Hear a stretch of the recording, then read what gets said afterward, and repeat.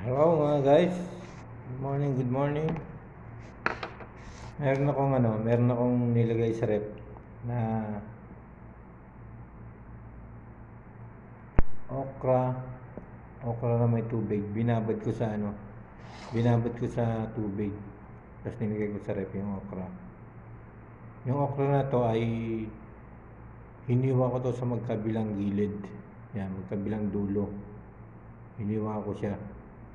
Yan, 3 piraso sa loob. 3 piraso.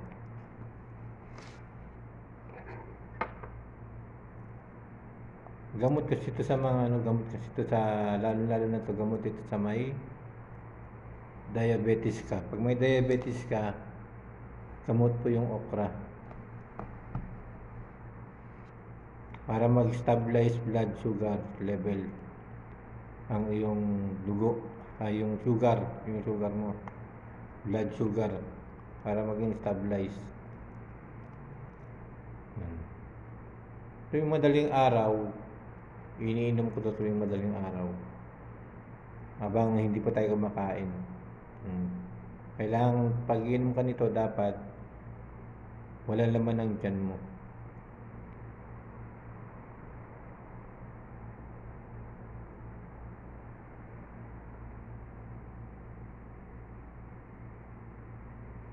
Dapat walang laman ng tiyan.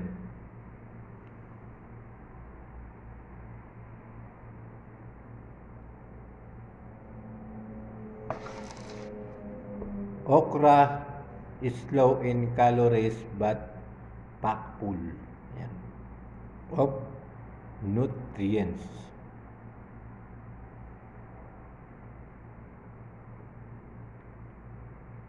The vitamin C in okra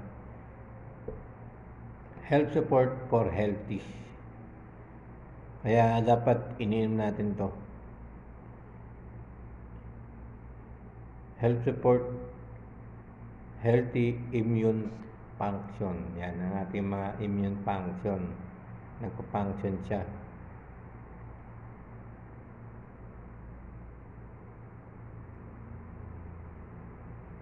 Okra is also rich in vitamin K.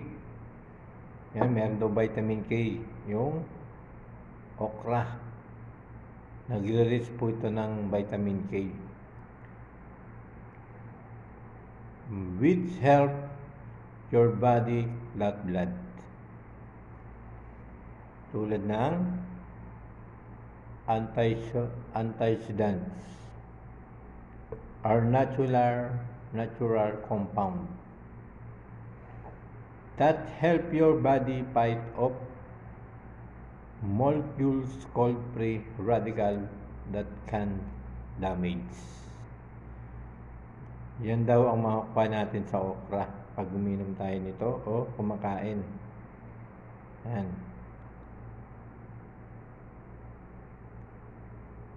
Siyempre meron tong mga 8 benefit of okra. Sabihin ko din sa inyo. Number 1, help with loss. Yan. Nagpapababa daw ito ng ating mga timbang. Great for digestion. Number 2 yan. Great for digestion.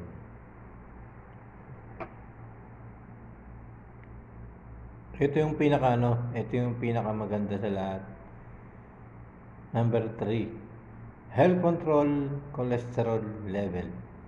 Tumutulong daw po ito para makontrol ang ating mga cholesterol level.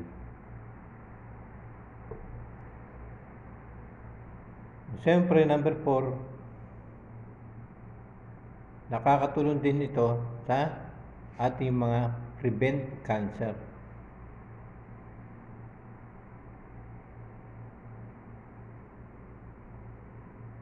Number 5,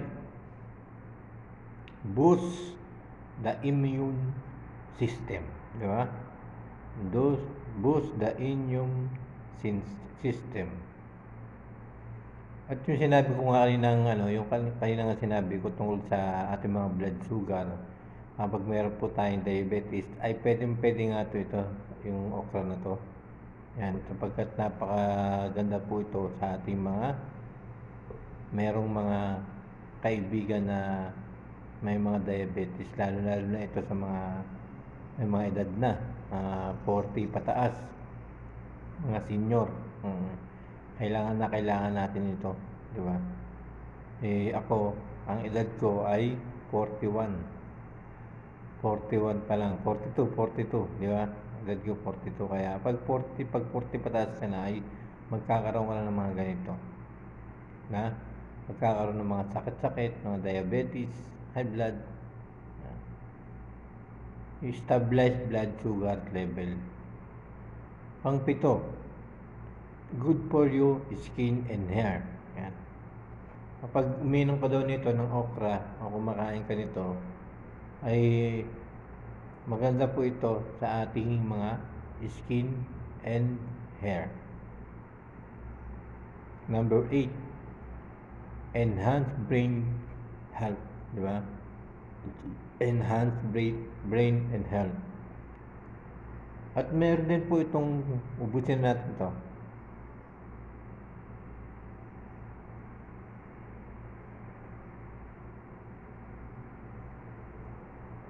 Yan, ito ay binabod ko to simula kahapon pa, alas 6 ng hapon.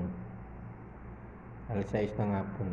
Tapos, ngayong gabi ay iniinom ko habang wala pa laman yung tiyan ko. Yan, para mag-produce. Diba? At meron itong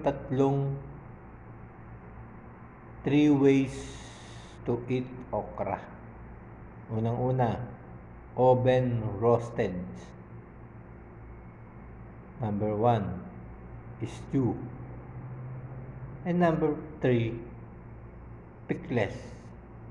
Yan. Ito mga guys, sinabi ko sa inyo ito guys, para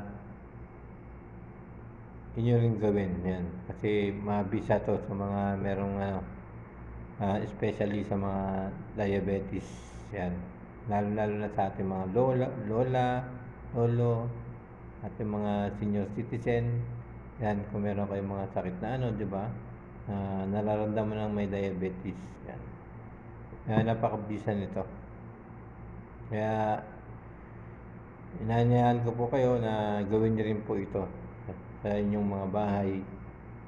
Bili kayo ng okra, kumitanim kayo sa paligid nyo dyan ng bahay nyo, ay kuha po kayo ng okra, tapos huwain nyo po magkabilang dulo at ilagay nyo sa lalagyan ng katulad ng mineral or ano paman, at ibabad nyo po ito, at kinabukasan ay pwede nyo na po itong inumin. Maraming salamat po sa inyo lahat, and thank you so much everyone. Bye bye. And then huwag nyo po sana kalimutan, subscribe nyo po yung aking channel, Michael Hausian Vlog.